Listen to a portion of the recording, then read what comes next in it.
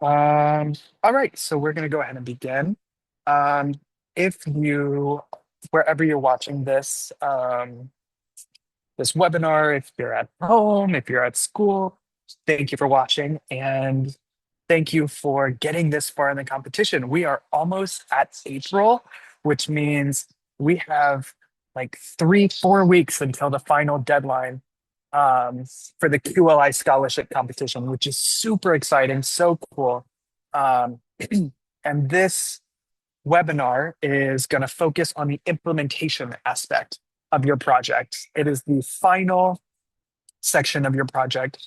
And one of the most important pieces is the solutions that you're bringing to the table. So I'm sharing my screen currently, and oh, there we go. Here we are. So we are on the implementation webinar.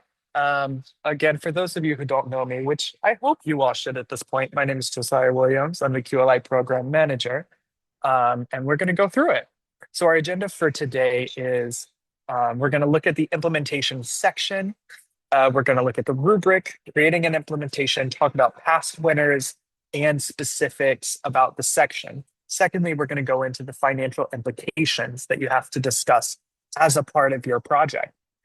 And then lastly, I'll do next steps in attendance. So the implementation section, the details, the specific details, it has to be 1 page minimum. This is when you're doing something. So this is the part of your project where you say, yes, I've done all this research. I've made these recommendations. Here's what I'm going to do to make this issue better, to make the quality of life of people better. The implementation is the highlight and essence of a successful proposal. And we're going to go through some examples of those today. This is where you are called to action. You have the opportunity to showcase your work in carrying out your meaningful mission. So, what does the rubric show us? The rubric is 25% of your grade. It's 1/4 of your entire grade on this project. And there are 5 sections here. So the implementation section, explain how the recommendation or solution would be carried out. That includes the who, what, where, when. Oops. So be very specific how you would carry it out and what you did. So who did you talk to? Who did you connect to? What steps did you take? Where did this happen? Was it at school? Was it outside of school? And what's the timeline? When did this happen? Secondly, relevance. So is your implementation aligned to your recommendation? Maybe you're studying subway safety and you recommend a stronger, more robust marketing campaign to teenagers because they're disproportionately affected. If your recommendation is a marketing campaign to teenagers, your implementation should not be focused on senior citizens. You see what I'm getting at? So you need to have alignment and a through line.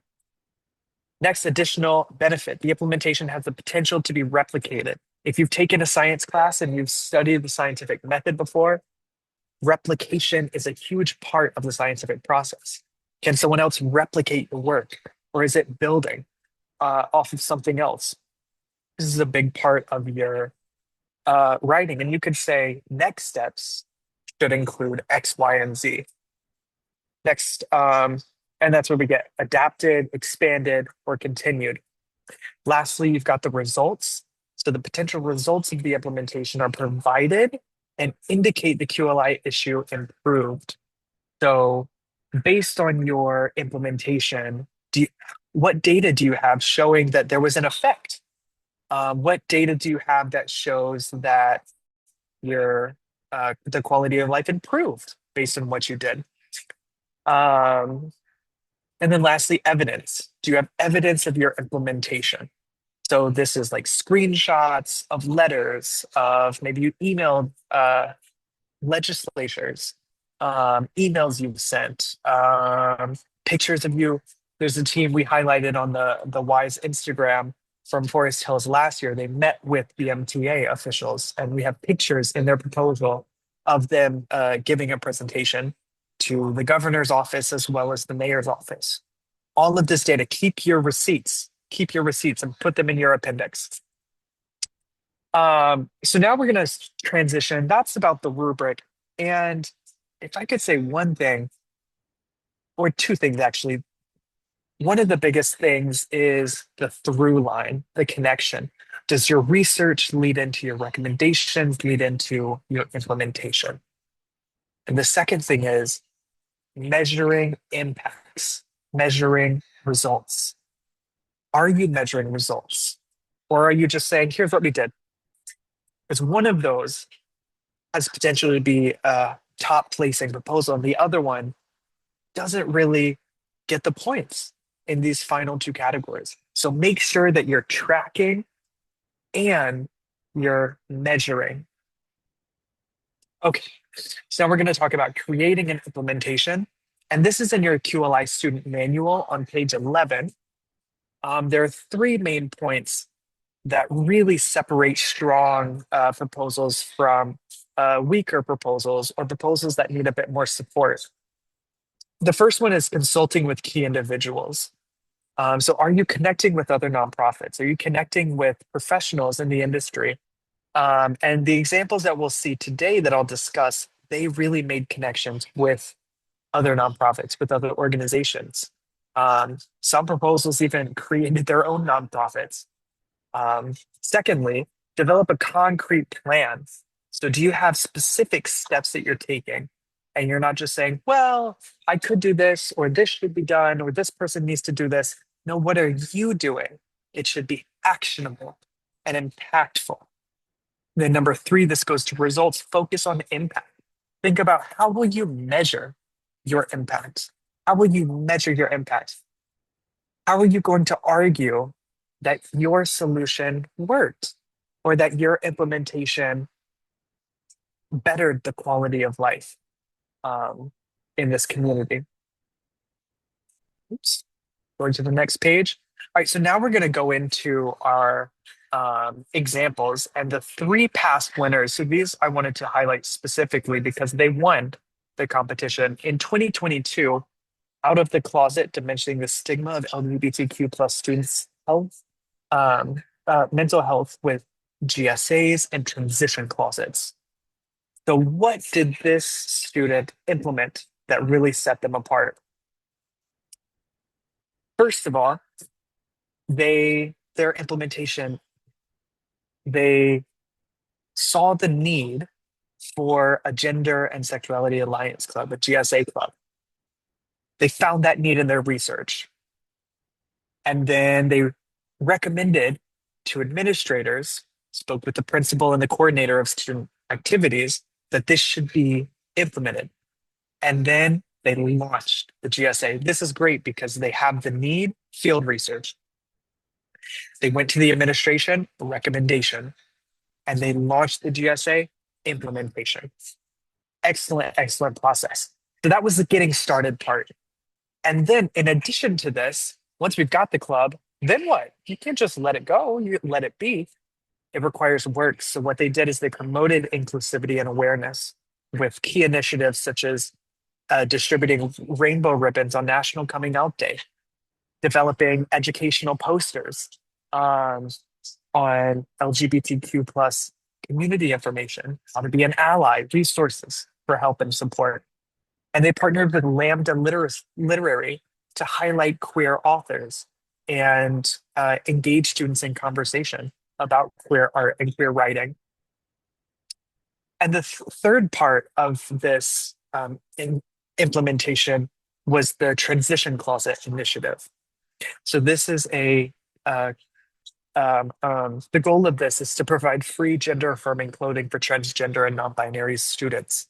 So this is a closet that is open to all students who may need it, who may need free gender affirming clothing in the school. Things such as t-shirts, shorts, jeans, pants, and so on. And they led Pride Month donation drives. And this really brings the school community together as well. So it was a combination of these three things. I'm going to go back a slide, getting started with the club, two, promoting the club, as well as inclusivity and awareness, and three, providing an additional resource and support system for queer students on their campus. And now we're going to move into the 2023 Um, 2023 winner, excuse me, I apologize if it's a little bit noisy. I'm in a public setting, but hopefully you can hear me well with the headphones. So the 2023 winner, break the cycle, promoting awareness about teen dating abuse. What did this student do? Let's see. Step one, they wanted to they wanted to affect policy change. So what did they do? They emailed their state representative about a particular bill to push for this policy change. What else did they do? They created a change.org petition to attract public support for that legislation. Step two, curriculum change. So we were focused outside the school. Now we're focused inside the school. And this is a side, but when you're thinking about implementations, it's great to focus in your school community. But students, I want you to think on multiple levels. Think about your school community, your neighborhood community, your city community, your state community, maybe a national community. There are so many different levels and layers to your influence and to what and whom you can affect with your implementations. And I always want you to think on a higher level, higher order thinking, like this student here. So this policy change is really at a higher level. And then we go and look at the school community with curriculum change.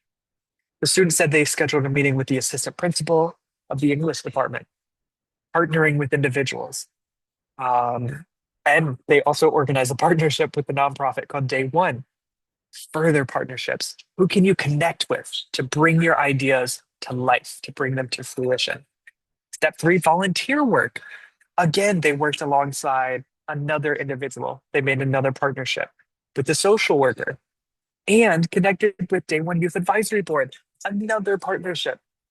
Um, and all of this is in collaboration to help promote and break the cycle of dating abuse. So let's keep going. Step four, what did they do? An awareness campaign. They spoke at a town hall meeting. So again, we're outside the school. We're looking at this higher level of influence. And I don't want to, this is another aside, I don't want to discourage you if you're primarily focused on your school community. Because think about the last winner, they focus in their school community, creating a GSA club and a transition closet. This student's focus and their topic and their research was on a different community, a different grouping. One is not better than the other. One doesn't get more points than the other because the rubric is about your specific project. We're not comparing, we're looking at your specific project and your specific implementation and how you were able to bring it to fruition, bring it to life. Anyway, back to the 2023 winner. What else did they do? So they launched a website, which includes resources for victims and bystanders, educational materials, and a links to supportive organizations.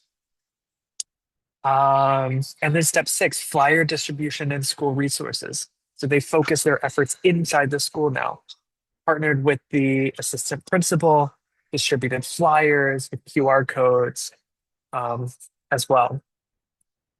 That's great, working at multiple levels. Now let's look at our 2024 winner, Waste Not, Want Not, creating sustainable food waste management in schools. So let's see what they did. Step one, they collected food waste data. So this is the first part of their implementation is weighing and recording the waste. They partnered with the school nutritionist, partnership, collaboration. Further collaboration, they worked closely with zero waste schools to streamline the process. They gained support from kitchen and custodial staff. They established a partnership with Emma Holtzman. Working together builds your community. And working together, collaborating, making partnerships is really a big component of successful implementations. So they collaborated, they did this work. Step two, they had an educational campaign. They organized an assembly during the PE periods to educate their school on composting and waste. From this training, they had students scan a QR code and take a post test. They got over 900 responses. And let's see what also they did. They recruited student volunteers as part of their program to reduce waste management. And they streamlined the process of communicating with those volunteers using the Remind app. Very, very good use of technology. Step four, further partnerships and launch. So this is like sequential. They got additional volunteer support by collaborating with Academy of Public Service and the Green Team. So they found further collaborations. And they applied for curbside compost pickup.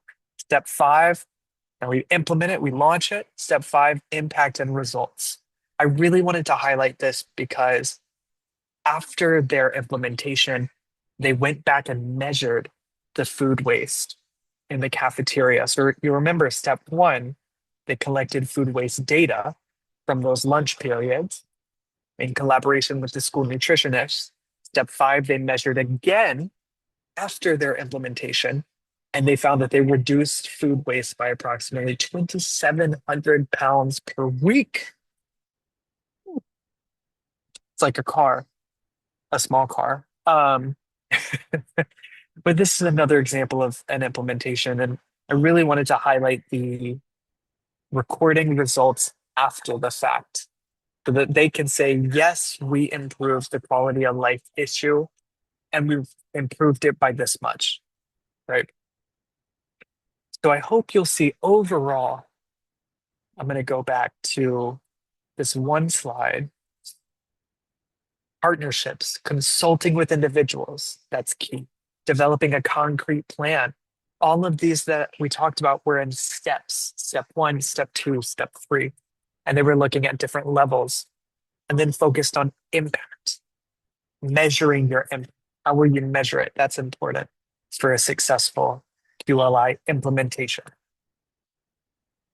All right, now we're going to talk specifically about writing the implementation section. And this is in your student manual, page 11 to 12.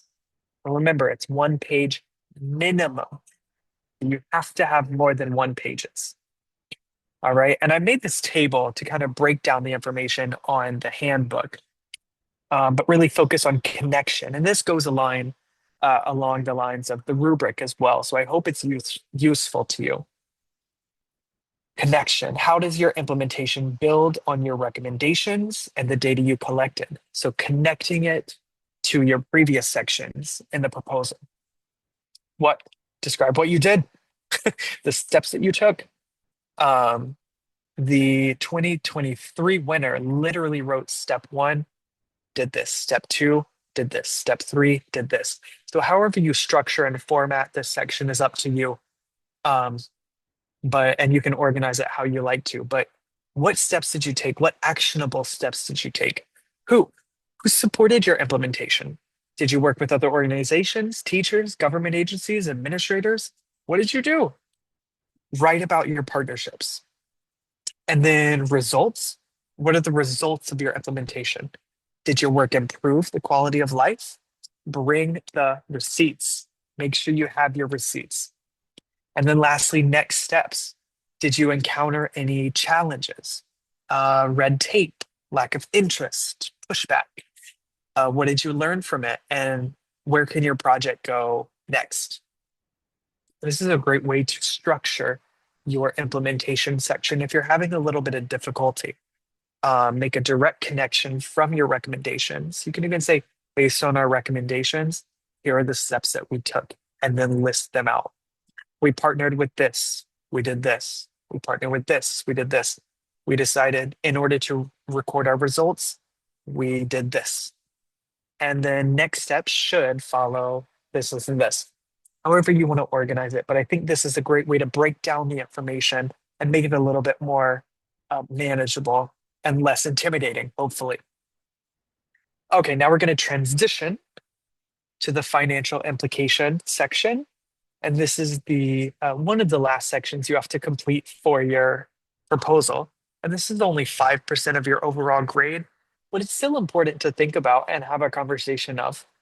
The financial implications, they need to be identified and seem realistic.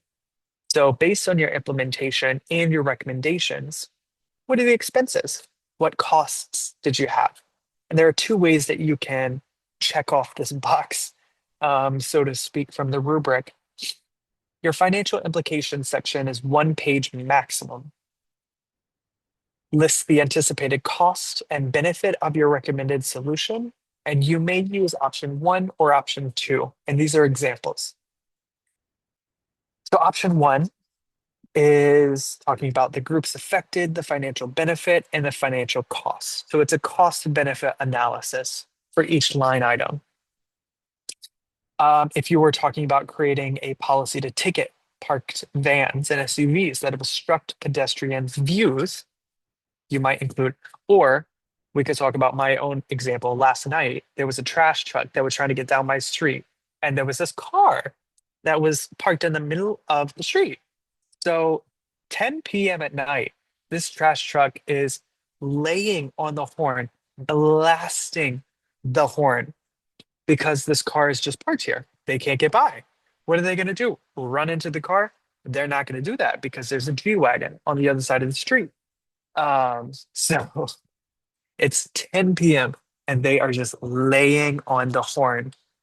Um, so maybe you want to ticket those cars, those vans, whoever's blocking the way of public officials. So we'll talk about the group affected. So the owners of SUVs and trucks. What's the financial benefit? None. What's the cost? A parking ticket. Straight to jail. No, but it was for 30 minutes. So 10 to 10:30, that trash truck was laying on the horn. Beep, beep, beep, beep, beep, beep, beep, beep, beep, beep. Beep. Oh my goodness. City of New York. What's their benefit? Money received from parking tickets. What's the cost? They have to create more parking tickets, probably signs on the corner to inform drivers. Maybe they have to do marketing strategies, etc. That's option 1, a cost benefit analysis. Option 2 is an expense budget. Okay. So you'll think about what your expenses are, what the purpose of that expense is, and can it be donated? So if your quality of life issue is CPR training, for example, the cost item, where are you going to teach it? Let's say you need a space. So rent is a big thing. You need a space, the purpose to provide a workshop on the CPR. And the donation, yes, my school donated it, or here the YMCA donated it, or no, no one donated it, so the cost is this much. Something like that. So this is a very um, simplified version. Um, but think about your implementations and consider all the factors that have a cost. And you'll put them into a chart like this. And that's all you need for this section. And this is in your QLI student manual, page 12. And that's it. Um, I put this together. I should have known that that was the last slide. I thought I had one more. Anyway, so we'll talk about next steps. I have a fifth webinar that's going to be ahead of schedule. It's April 1st, and I'm going to send this out to your teachers as well. It's putting the finishing touches on your proposal. That's going to be like a one-on-one mentoring session where if you attend, I will have you talk about your project and you can even share your screen and we'll go over it together. It's going to be April 1st at 5 p.m. tinyurl.com/QLI web 5.